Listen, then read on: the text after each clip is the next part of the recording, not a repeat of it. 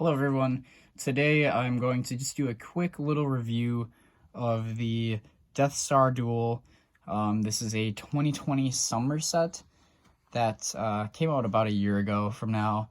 It has 775 pieces and it's retailing for $100. I believe this is exclusive to Walmart, and then of course you can get it at the Lego store, but this isn't going to be something you can find at Target. They made a set very similar to this in 2015. The major differences are a couple of the minifigures are updated in the set, and then they flip-flopped this side with that side on the 2015 one. And those are kind of the major differences. But speaking of the minifigures, we will go over those quick. So you get two Royal Guards here. Let's see if we can focus on them. No changes on these guys. They've been the same for probably since 2014, I think. So yeah, no leg printing. Just a black head under there. The cape is kind of interesting because it has the maroon color on the backside, or on the inside, and the backside's just the regular red. So that's pretty interesting. You get two of them. They're not a super common figure. They're pretty basic, but they're nice to get. They fit the scene well. Our next figure we'll look at is Emperor Palpatine. So he hasn't really been updated at all other than his hood. The hood is a newer piece. They used to use the hood piece that had a little thing connecting at the chin. I'll show you his other face. There's his alternate face. Having trouble focusing. There we go. And then he comes with like a pretty soft cape. Our next figure is Luke Skywalker here, of course, in his Return of the Jedi attire outfit. He's a pretty good looking minifigure. He doesn't have arm printing, or I mean leg printing actually. It'd be nice if you had arm printing, but there's really nothing to print. There's the back side. And then he has the alternate expression there. Kind of hard to see. I don't have the best setup here, but I'm trying my best. And the probably most exciting minifigure of the set is Darth Vader here. Pretty much a standard Darth Vader besides the arm printing he has. You can kind of see that pretty well right there. And arm printed Vader also came in the Bespin Duel set that came out 2020 fall. But yeah, this is another good way to get him. He's a pretty good minifigure and probably going to be worth a little bit in the future. But yeah, he's kind of the main draw to the set. If you didn't get the Bespin Duel and you want arm printed Vader, this is definitely a good set to get for him. The minifigure selection is pretty good, I'd say. It would have been nice to maybe get another figure that would be exclusive to the set, but I don't really know what that would be. So yeah, let's just go into the features quick on the actual build, which is actually pretty substantial. It's a nice larger build, and it just has a lot going on in it. So it's a pretty good play set, and you can say that right off the bat. But first feature we'll go over is you can pull these levers to open up the door that lead up the stairs to the throne, which is pretty cool. You can pretty much close it flush, which looks nice. The next thing you can do on this set is if we turn this to the side here, you can see this actually moves in and out. So you can pull it out to extend this walkway to place minifigures on. So Luke can stand there. There's a little space under the stairs around here. You can have Luke and Vader fight, kind of like they did in the movie, which is pretty cool. Another thing is these stairs, the ones with the studs covering the actual brick, you can place minifigures there.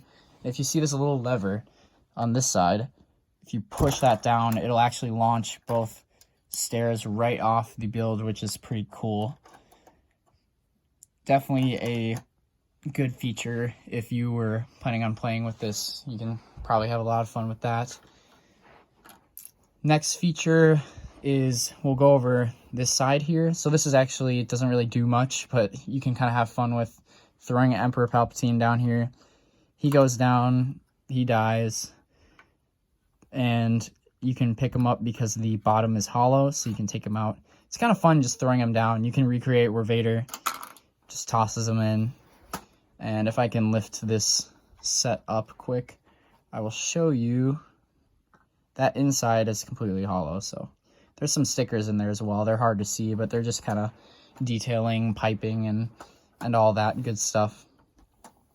The next side here, it's kind of hard to show you, but this side is pretty interesting as well. You have two features here, so you can have figures on this walkway up here. So you can put Vader up there, you can put Luke fighting him up here. This actually looks pretty cool, this catwalk here. You can have Luke actually jump up onto the catwalk, if I can grab him. You can place him right in here, and I can't do it, my hand's too big. So you can put him in between those bricks there, and if you see that little lever with the grate piece, you can hit that and he'll jump up. So yeah, some people have tried to land him on there. I don't think I ever could, or I have the patience to do it, but it's definitely a fun feature. Send Luke flying. You can also take Vader and hit this pole right here. He can chop it down. Maybe he can't, but once you chop that down, this will fall over. So it can recreate the scene where Vader throws his lightsaber and kind of knocks Luke off of where he was standing. So that just leaves the front area here, or the top area with Palpatine. You can sit him in his throne, of course, which looks pretty cool. Pretty commanding presence there. Take the camera off and kind of go in here more. That actually looks pretty good with his computer screens behind him, which those are new from the 2015 set. So he can sit there. The chair swivels as well, so you can swivel that around. And along the back side, you have handcuffs and his red lightsaber that he is hiding, which he doesn't use in Return of the Jedi, but you can see it in Revenge of the Sith, which is pretty cool. So it's nice to see that they actually included that in the set. And while we're over here, I will flip this whole thing around. And it actually looks pretty nice from the outside. You have these nice printed windscreens here. But if we go down here, it's really dark, kind of hard to see. But you can actually store his lightning back there. I don't know if you can see that. And there's a little spot to store his cape as well. You can also fit minifigures under there, which is a decent little feature if you want to, again, have Luke and Vader fight under there, or whoever you want. The final thing this set really does is you can keep it compact. So if you fold the walkway back and then push these two in, you just kind of compact it and it's all connected together, because this clip there will connect together and kind of keep it all together. So if you are tight on space, that works out. And then, of course, put your minifigures wherever you want them. Honestly, this is a pretty good set. I enjoyed building it. It looks pretty good on display. And of course, if you don't have any of the figures in the set, it's going to be a good one to pick up. The arm printing Vader is probably the main draw. But if you are a newer Lego Star Wars fan and you don't yet have a Vader or Luke, this is definitely a good one to pick up. I actually pretty much had all the figures in the set before, except the Return of the Jedi Luke, which is nice to get, although he's not all that rare of a figure. I just kind of wanted to check out the build and see how it looked, and honestly, I'm pretty impressed. Definitely worth, if you can get it on sale, probably anything under $80, I'd say go for it. But if you really like the set, the $100 isn't bad at all either. It's pretty sizable, and you get almost 800 pieces. So yeah, I enjoyed building this set, and I think it looks pretty good on display as well. So if you enjoy it, definitely go ahead and pick it up. So yeah, thank you for watching. That should be all for today, and stay tuned for more videos coming soon. Thanks, guys.